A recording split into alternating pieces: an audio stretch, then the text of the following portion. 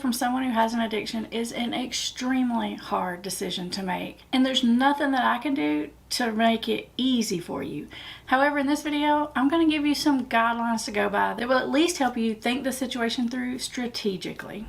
For those of you who are new here, welcome to Put the Shovel Down. I'm Amber Hollingsworth, and this YouTube channel is all about helping you understand the science and psychology of addiction so you can get your family and your life back on track. Get back out there and live the life that you want to live. I want you to know you are not powerless. You do not have to hit rock bottom, and there are many things you can do to help an addicted loved one. If you want to be back in control of your life, subscribe to this channel and I'll make sure you are always 5 steps ahead of addiction. And don't forget, hit the little bell if you want access to the bonus episodes. We're going to talk about when to break away and how to do it. Now let's get into our topic. As I said before, this is a very, very difficult decision for a ton of reasons. Number one, it's not going to be an easy thing to do. It may not be logistically easy. The person may strongly resist your efforts. And then of course, there's all those mixed up feelings that you have.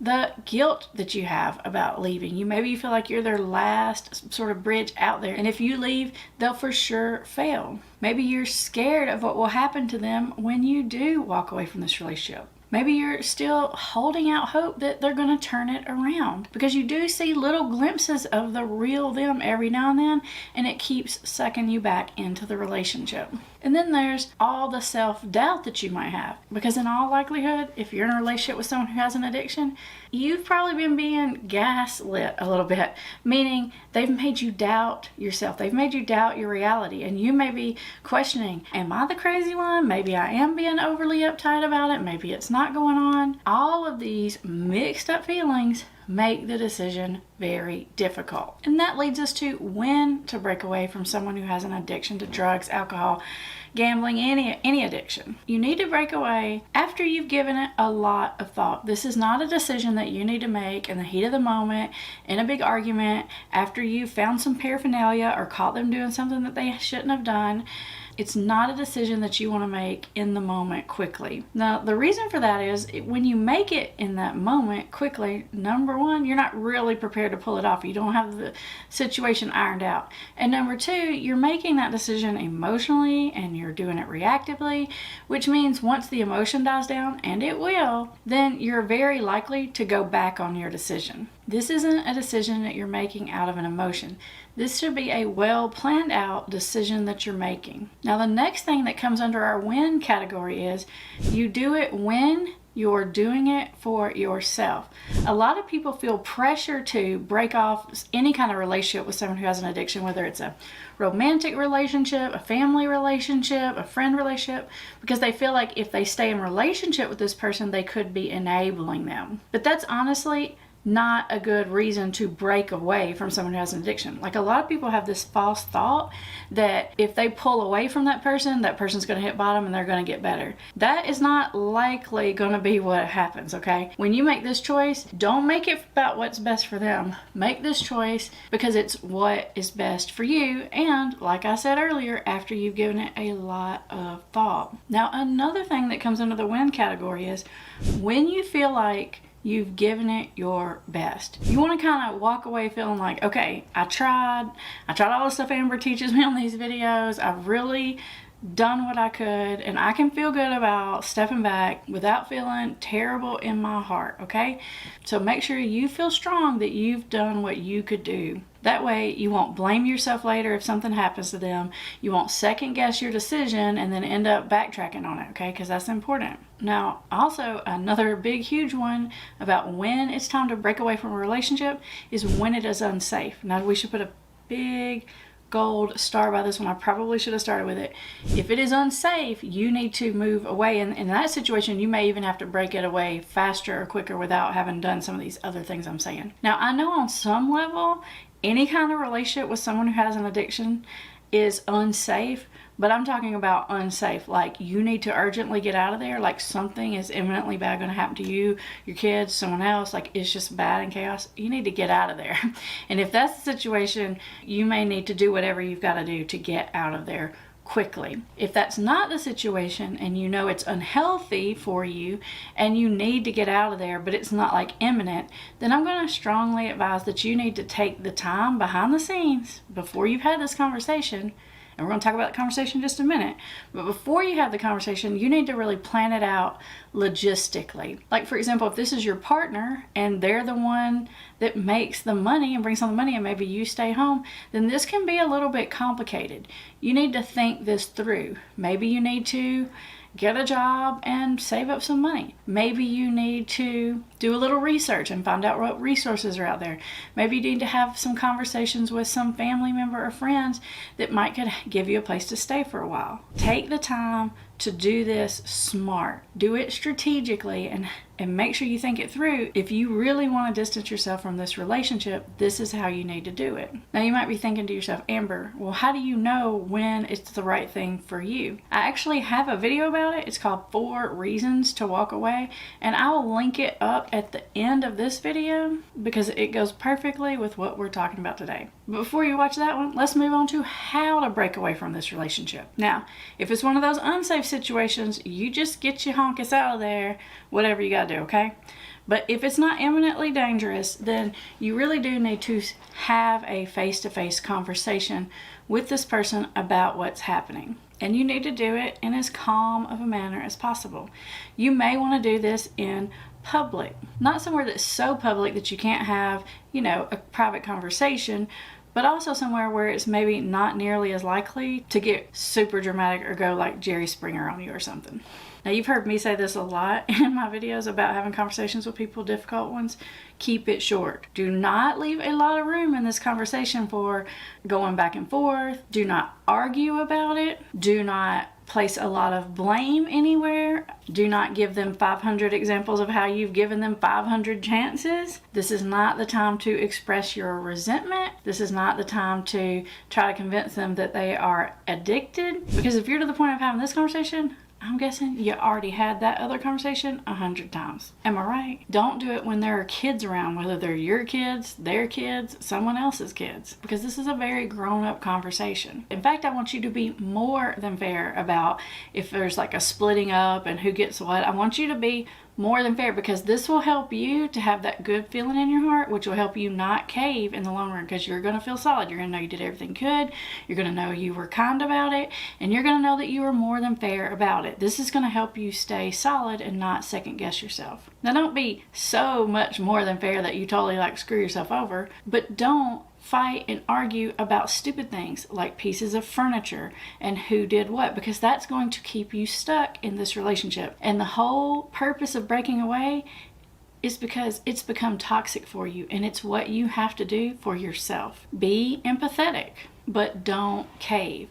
Now, when I say don't cave, what I mean is this. Oftentimes, when it comes to the point that you're really ready and you're going to sit down and you're going to have this conversation with someone, they may say, okay, I know, I promise, I'm done, I'm going to stop, I'm going to go to rehab, I'll go right now. And they may start to promise you all these things. But don't let that make you say, well, okay, as long as you promise you're going to go today or tomorrow, you're going to go to meetings or whatever, I'll stay. When you're making this choice, you got to remember you've made it for yourself. You've made it because you're sure, and you need to leave, because if you stay, you're not going to be okay, and you're not going to trust them, and you're going to be a crazy lunatic. So the way you need to communicate that is something along the lines of, look, I care for you so much, but I think that what you want and I want doesn't really go together anymore. And for that reason, I'm going to have to break it off. Or if this isn't a romantic type relationship, the word breaking it off may not sound right, but get some distance or something like that. Now, if it is a romantic relationship, I don't want you to use the term get distance, because that means that leaves room for a gray area. If it's a romantic relationship, you really need to put sort of a hard stop to it. Don't leave it in this, we can be friends friends zone. I'm not saying you can't be friends with them, but a lot of times when we're sort of in this breakup zone, we want to be like this let's just be friends category. And the thing of it is whatever's going on with that person is making you sick and toxic. And even if it's close to you a little bit, it's going to keep sucking you back in. Now, eventually, you may be able to do that with this person, but probably not until you've allowed yourself some good time and distance from the situation. You don't have to tell them that they're an addict. You don't have to tell them that they're an alcoholic. You don't have to tell them that you're leaving because you know they're never going to change. All of that is just sort of like starting a fight or an argument, or at least has a higher potential to do that. They're going to know what you mean when you say something along the lines of, I think you're headed in one direction and I'm headed in another direction, and I've decided that it's best for us to part ways, right? Don't say, I think it's best, or I think it might be best, because then again, it's leaving room. You can say, I've decided, fill in the blank, and here are the reasons. Give them clear reasons that you're backing away from this, but you don't have to go into specifics and arguments and tell them how many times they promised but they didn't follow through with it. This is a situation where you're really going to need all of your assertiveness skills. Like, seriously, you're going to have to like do some serious meditation and go, bring on all that assertiveness stuff. And you may even want to watch some of my boundaries videos to get yourself ready to go. And once you have the conversation, you need to sort of pull the plug, because after you've had the conversation, it's not going to be good for a bit, right? They're either going to beg, plead, promise, or threaten, or argue, or yell, or their addiction is going to get a lot worse because they're upset and they're stressed, which brings me to another point. If things get worse for them after you leave, I don't want you to blame yourself. That's why I told you I wanted you to do all of those things that you could do. That's why I told you I wanted you to be more than fair. Give them more than their fair share of stuff. Don't worry about what they're going to do with the stuff or the money. That's on them. That's not on you. What's on you is to walk away with a clear heart. When you have the clear heart and you're ready and you're prepared and you have the conversation, then you need to pull the plug. You need to move quickly. Either you need to have already moved your stuff away if you live with this person, or you need to have already made arrangements. Now, in some certain circumstances, it may be a situation where you're like, this isn't going to go well, and this person might like blow up my phone or try to stalk me on social media. And so those are some of the things that you may have need to take care of before you have the conversation, and then literally have everything ready to go. Maybe they need to be blocked. Maybe you need to go off of social media for a while. Be ready to make the moves. Don't sit around for days and weeks after the fact and then figure it out, because that's going to be a very high risk time for some not great things to happen. At this point, it is time to make moves. Now, one other thing we need to talk about in this conversation is what to do when you get backlash from other people. But before we do that, you may be thinking to yourself, how do I know if I'm ready? How do I get ready? I'm not exactly sure what to say. If you're really struggling with this and you need some coaching on how to really pull this off, then consider having a session with one of our family recovery specialists. They can help you think this decision through, make sure that you're ready, make sure that you have a good plan on it, because this is a decision I really want you to feel solid about. I don't want you to go back and second guess it. I don't want you to cave under pressure. I don't want you to cave because of some negative emotion. You've got to be solid. So if you need a little help with that, I'm going to put a link in the description on how to schedule a consultation session. Now, as if the whole situation with the person isn't difficult enough, I hate to tell you this, but you're probably even going to get some backlash and some hate and some shade from other people. Now, why does that happen? Well, it's going to happen because the person with the addiction is going to feel really upset with you. They're going to feel really sorry for themselves, and they're going to go and tell everyone that y'all know in common how terrible you were to them and how you left them when they needed you most and all this stuff. And so you can get backlash because of that. You can get backlash because now that you've sort of dropped the rope and you're not managing the situation anymore, other people are mad because now they have to deal with it, right? Like if this is your spouse, maybe you've been trying to get their parents to be involved, but they wouldn't, and now you're out, and now those parents are mad at you because now you've like left them with it, okay? But there are a lot of reasons why you might get some backlash about it. Maybe other people don't even know how bad the problem has been having, and so they're looking at you like you're selfish and mean, and how could you? So that's another thing I want you to be fully prepared for. You can't control those things, and I don't want you to try. Now, to be honest, most of that is going to go on behind your back and you're not going to see it or hear it. And that is totally fine. In fact, it's better if you don't see it or hear it.